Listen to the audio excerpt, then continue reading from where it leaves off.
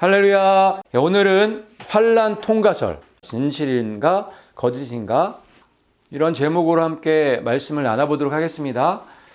이 환난을 통과한다고 믿는 분들이 굉장히 많아요. 그리고 환난 전에 또 휴거가 있다고 믿는 분들도 상당히 있고, 또 환난 중간에 또 휴거가 있다고 믿는 분들도 있어요. 근데 우리가 이런 환난 통과설, 환난 전 휴거, 환난 중간 휴거, 이거를 믿을 때 뭐가 기준이 돼서 믿어야 되죠? 말씀이죠.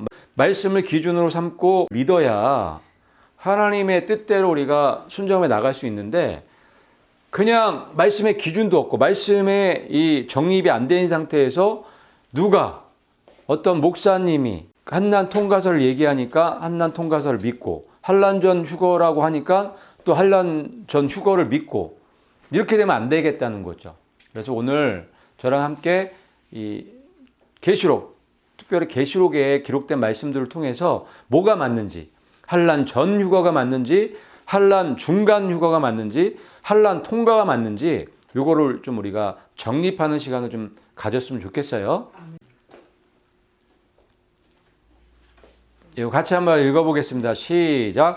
그들과 함께 구름 속으로 끌어올려 공중에서 주를 영접하게 하시리니 그리하여 우리가 항상 주와 함께 있으리라. 아멘. 환난 통과, 이 환난 전 휴거, 이런 거를 얘기하기 전에 성경에 휴거라는 단어가, 휴거라는 개념이 있는지 없는지부터 좀 알 필요가 있어요. 지금 이 마지막 때 이 시대에 휴거가 바로 앞에 있는 이 마지막 때에 휴거의 개념이 없는 분들이 너무 많아요. 휴거가 뭔지도 모르는 분들도 굉장히 많고, 그래서 많은 분들이 휴거라는 단어가 성경에 없다, 그래서 휴거가 없다 이렇게 얘기하시는 분들이 많은데, 그렇지 않아요. 성경에는 휴거라는 단어는 꼭 집어서 없지만 휴거를 말씀하시는 그런 말씀들은 굉장히 많죠. 그 중에 대표적인 게 이 데살로니가전서 4장 17절 말씀이에요. 여기 보면은 구름 속으로 끌어올려서 공중에서 예수님을 만나는 사건, 이게 휴거 사건인 거예요. 여기에서 끌어올려, 요게 휴거를 알려주는 단어예요. 그래서 끌어올린다. 우리나라 이 번역으로 이해하면은 조금 어려울 수 있어요. 그런데 이 원어, 이 헬라어 원어를 보면은 좀 우리가 끌어올린다는 그 의미가, 뜻이 무엇인지를 좀 쉽게 알 수가 있어요. 헬라어로 하르파조라는 단어예요. 하르파조라는 단어인데 뜻이 여러 가지 있어요. 첫 번째, 끌어가다. 그 다음에 잡아간다는 뜻도 있어요. 잡아가다. 누가? 예수님이 우리를 잡아간다는 뜻이 있는 거예요. 하르파조라는 이 단어 안에. 그러니까 예수님이 공중에 오셔서, 구름 타고 오셔서 우리를 잡아가신다는 의미가 있는 거예요. 또 데려가다라는 뜻도 있어요. 예수님이 구름 타고 오셔서 우리를 데려가신다는 의미가 있는 거예요. 이게 휴거예요. 이게 휴거의 개념이에요. 또 잡아채다라는 뜻도 있어요. 예수님이 구름 타고 오셔서 우리를 잡아채서 데려가신다는 그런 의미가 있는 거예요. 이 끌어올려라는 단어에. 그리고 구해내다, 구출하다라는 뜻도 있는 거예요. 어디서 구해낼까요? 예수님이 구름 타고 우리를 구출하시기 위해서, 구해내시기 위해서 오시는 거예요. 어디서? 특별히 예수님이 오시는 때가 언제예요? 진료 환난이 막 터질 때, 그때 시점에 오시는 거죠. 그때 우리를 끌어올려 구해내기 위해서 오신다는 의미도 들어가 있는 거예요. 그래서 예수님이 구름 타고 아무 때나 안 오시는 거예요. 구출이 필요할 때, 큰 한난 속에 들어가기 일보 직전에 있을 때, 영화에 보면은 막 이 하이라이트 있잖아요. 급박한 상황이 올 때 누가 와서 딱 구해주잖아요. 그런 그림인 거예요, 이 그림이.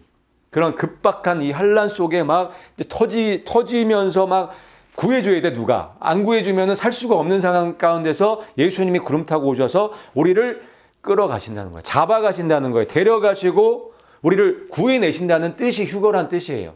그게 하르파조라는 뜻이에요. 좀 요 단어 하나만 우리가 잘 이해하고 있어도 이 휴거라는 의미가 확 오죠. 구름 타시고 우리를 구출하러, 구해내러, 이 한난 가운데서 구출하러 오시는 게 이 하르파조예요. 그래서 우리가 공중에 끌어올려 가서 주님을 영접한다고 돼 있어요. 근데 여기 이 번역이 조금 문제가 있어요. 이 영접하다라고 번역을 하면 안 돼요, 이거를. 영접한다는 의미보다는 이 그냥 원어 그대로가 더 좋아요. 이 영접이라는 단어의 원어는 뭐냐면은 아판테시스예요. 아판테시스. 이거는 그냥 만나다, 회합하다. 영어로는 미팅이에요. 만나는 거. 끌어올려가서 우리가 낚아채워져서 예수님과 만나는 거예요. 근데 이 영접은 우리나라 단어로 이 영접을 이해하면 조금 어려움이 있는 거예요. 우리가 지금 예수님이 우리를 하르파죠. 우리를 잡아채서 가시는 거죠. 우리를 데려가시는 거죠. 그래서 오신 거죠. 우리를 구해 주시기 위해서 오신 거잖아요. 근데 영접하다라고 하는 이 단어를 쓰게 되면 예수님을 우리가 받아들이는 그런 의미로 받아들일 수가 있는 거예요. 무슨 말인지 이해 가세요? 그러니까 우리를 데려가시려고 온 거예요. 잡아채서 데려가시려고 온 건데 우리가 영접한다고 이걸 이해하게 되면 예수님이 이 땅에 그냥 눌러서 사시는 걸로 된단 말이에요. 이게 왜 중요하냐면 지상재림과 공중재림, 공중재림과 지상재림을 구분하지 못하는 그런 단어일 수 있다는 거, 이게. 그래서 많은 분들이 영접하기 때문에 예수님을 우리가 영접을 하니까 예수님이 죽으러 여기 이 땅에 내려오시나 보다, 이렇게 이해하는 분들이 굉장히 많아요. 아니죠? 그래서 요거는 번역이 조금 문제가 있는 거예요. 그냥 아판테시스 그냥 만나는 거예요. 예수님을 우리를 이제 데리러 오셨으니까, 우리를 잡아채러 오셨으니까 우리가 변화돼서 공중에서 예수님 만나서 하나님의 보좌로 앞으로 가는 거란 말이에요. 그게 성경적인 거예요. 그런데 이 영접이라는 이 단어 때문에 예수님이 지상으로 재림한다고 믿는 분들이 상당히 많고 그렇게 가르치는 분들이 굉장히 많아요. 그래서 우리가 원어를 알아야 되는 거예요. 이렇게 가르치시는 분들이 많더라고요, 의외로. 영접하니까 예수님을 영접하는 거니까 예수님이 지상으로 재림하시는 거다, 이렇게 가르치는 분들이 상당히 많아요. 그리고 예수님이 지금 우리를 구출하러 구해내시기 위해서 오시는 건데, 오셔서 우리 데려가시는 거고 7년이 시작한다는 그런 의미가 깔려 있는 건데, 만약에 그냥 예수님이 오셔서 지상재림 해버린다면 이상하게 되는 거예요, 말씀이. 지상재림은 7년 한라 끝난 다음에 이루어져야죠. 우리가 하늘나 가서 대가집 참석하면서 면류관도 받고 옷도 입어야 되잖아요. 세마포 옷. 다 그런 기간이 상당히 걸려요. 뭐 한두 사람이 체에 올라가나요? 한두 사람이 휴거되냐고요. 그 올라가자마자 백마 갈아타고 내려오나요? 그런 절차 없이 되는 게 아니에요.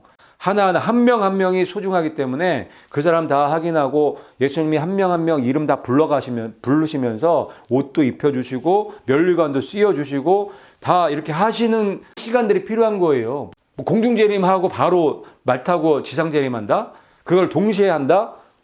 이상한 거예요. 공부를 안 하셔서 그래요.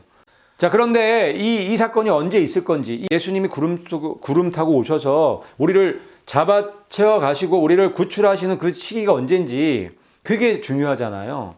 그게 이 데살로니가 전서 이 4장, 5장 연결돼서 5장 3절에 그 때가 아주 자세하게 나와 있죠. 그럼 같이 한번 읽어볼게요. 시작.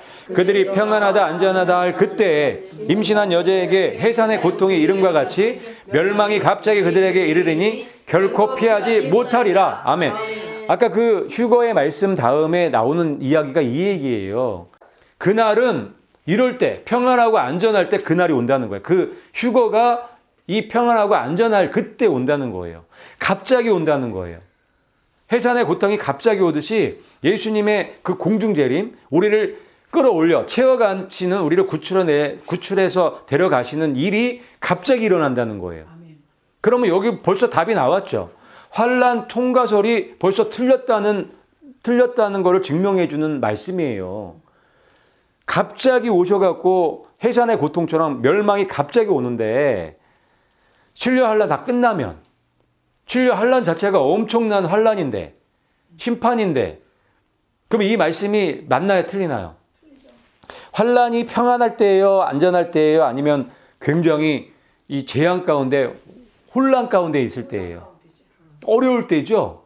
그러니 이 말씀하고 신려 환난 지나고 예수님 오신다는 말씀하고 상반되잖아요. 그렇기 때문에 환난 통과설은 거짓이다. 거짓이라고 볼 수밖에 없는 거예요. 그래서 휴거 사건은 이 말씀처럼 갑자기 오는 거예요. 멸망이 갑자기 오는 거예요.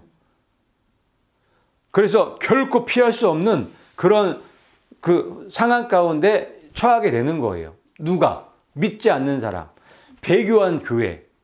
이런 사람들은 결코 피할 수 없는 그런 코너에 몰릴 수밖에 없는 그런 때가 온다고 말씀해 놓으신 거예요.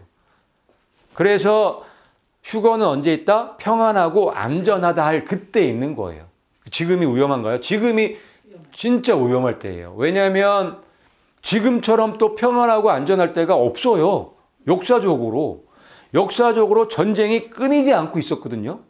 근데 지금처럼 전쟁이 없이 평안하고 안전하게 길게 갔을 때가 없어요.